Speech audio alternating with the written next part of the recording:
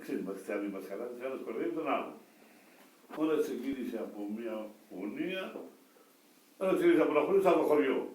Ο ένας έβαλε να του βάλει μέσα πέτρες, και άλλος έβαλε ροκανίδια. Ανταμωθήκανε. Καλημέρα, καλημέρα, λέει, καλημέρα κύριε. Λέει αυτός με τις πέτρες, τι βάλει, φορτί έχω. Λέει κι άλλος ο ποτσίδος, δεν τα αλλάζουμε. Ναι, το δικό του θα έχει κάτι που λέει, τα αλλάξαμε, λέει. Τα αλλάξανε.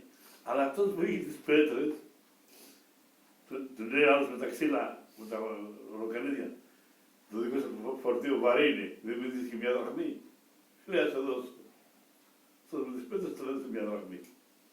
Αλλά θα τα ανοίξουμε όταν θα φτάσουμε στα σπίτια μας. Ναι. Φτάσανε στα σπίτια, αν ένας βλέπει ροκανίδια, άλλος βλέπει πέτρες. Λέει τη γυναίκα του, αυτός που πήρε τη δραχμή. Η γυναίκα λέει, κι εγώ μας χαράσει μάνα. Και αυτός λέει, πολύ μας χαράς θα είναι, λέει. Ναι. Θα έρθει να το ζητήσει, τη δραχμή. Αλλά εγώ δεν το δίνω. Και τι να κάνω, κάτω πεθαμένο μου. Κάποτε κοιτάει από το παράθυρο, βλέπει, λέει, να, αυτός είναι, λέει, έρχεται, λέει. Ξάπλωσε μέσα στο. Και λέει τη γυναίκα, ξάπλωσε μέσα στο, τα είχε έτοιμα. Λέει και αν σε περίπτωση, λέει, φύγει, θα μην πάτε στη εκκλησία, το βράδυ.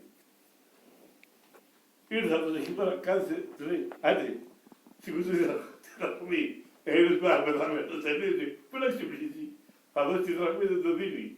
Δεν σηκωθούν τη δραχμή, τίποτε. Η γυναίκα το είχε ξύπνια, αντρούλη μ' άφησε, και ξέρω και εκείνη τώρα, πολύ τα τεμέγα και λέγε. Πήγε ώρα 12, δεν έφυγε. Το πήραμε στην εκκλησία. Και λέω, το ήταν. Όλοι φύγανε. Τώρα πήγαινε εκεί πέρα. Αυτός εμπλεκεί. Άντε να δώσει τη δραχμή, τώρα τι πεθάνω, τι πεθάνω, τι πεθάνω τη δραχμή. Τίποτε.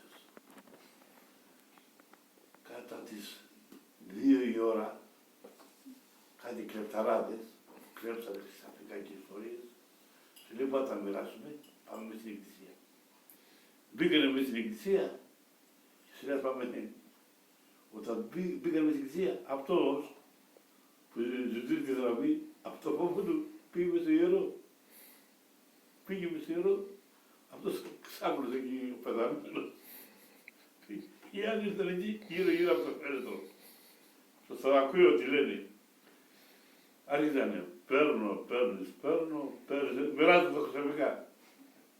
Και φταράζει.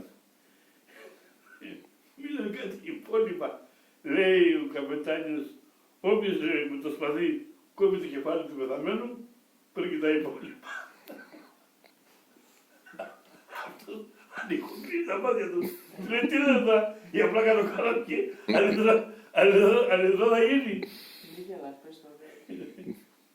Ναι, το πάνω παλικάρι. Εγώ το κόβω. Αλλά ό,τι λένε κι ο άλλος από εκεί, ακούει μέσα από το ιερό, ό,τι λένε.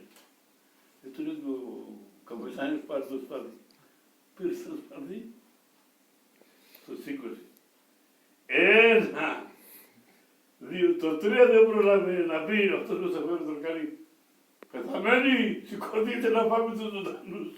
Δεν γίνεσαι από εκεί, ερχόμαστε. Ερχόμαστε, τα λέει, αφού τα πείτε και πήγανε από το φόβο.